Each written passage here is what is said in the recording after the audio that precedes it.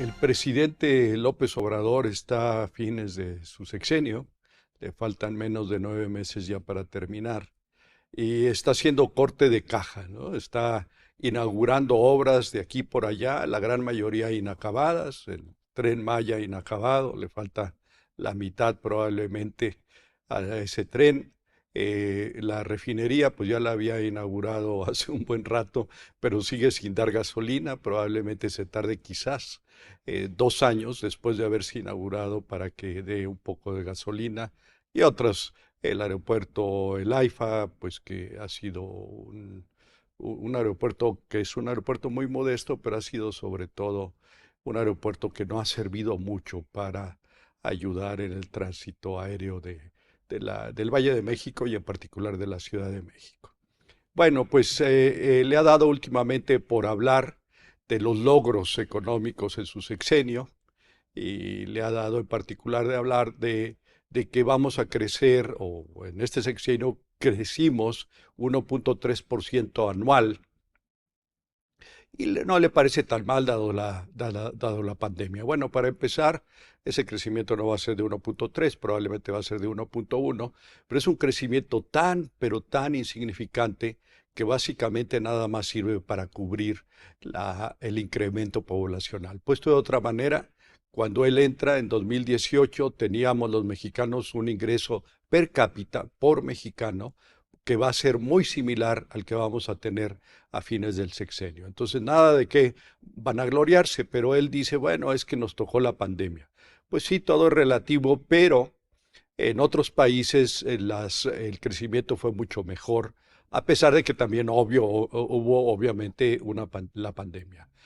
Por ejemplo, Brasil y Chile probablemente tengan más del 2%, no 1.1% de crecimiento anual. eh, Colombia y Costa Rica probablemente tengan en promedio un 3% anual, no 1.1% anual, y hasta países como Guatemala y República Dominicana, pues crecieron, y de hecho ellos crecieron mucho esos dos últimos países, y probablemente tengan casi 4 veces más en términos anuales del crecimiento que tuvo México. ¿Cuáles son las razones que explican todo lo anterior? Bueno, ya hemos hablado mucho al respecto. Creo que de entrada la cancelación del aeropuerto de Texcoco fue no solamente absurda en términos logísticos y en términos de pues, el bienestar de los habitantes de la Ciudad de México y del Valle de México, sino también en términos económicos. Ya hemos comentado que se perdieron más de 300.000 millones de pesos. Y a eso, que ya estaban invertidos, y a eso se le tiene que agregar pues el dinero que se tuvo que dedicar para hacer el AIFA y para las vías que conectan a la ciudad al AIFA y que todavía no se terminan. Y vaya usted a saber cuánto va a ser.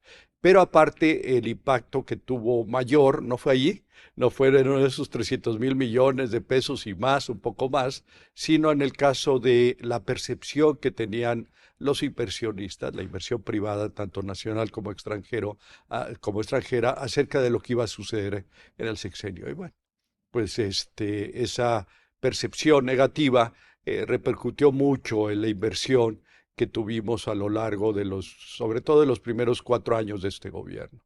En fin, el crecimiento va a ser muy reducido, como les decía, va a ser un poquito más que la tasa de crecimiento poblacional, muy poquito más. Y lo que nos ha sostenido, curiosamente, al menos en términos de la pobreza registrada en este sexenio, fueron las remesas, unas remesas que nuestros paisanos, héroes, la verdad es que héroes que están fuera de México y mandan a sus familiares dentro de México, que son notables, de un poco más de 30.000 millones de dólares que mandaban a México allá por el 2018, ya están mandando más de 60.000 millones de dólares. Eso ayuda mucho en términos de abatimiento de pobreza, pero también para incrementar, impulsar un poco el crecimiento económico del país. En todo caso, pues, el presidente no tiene para nada de qué vanagloriarse en el caso de la economía, y habrá que ver qué otros argumentos usa en el resto de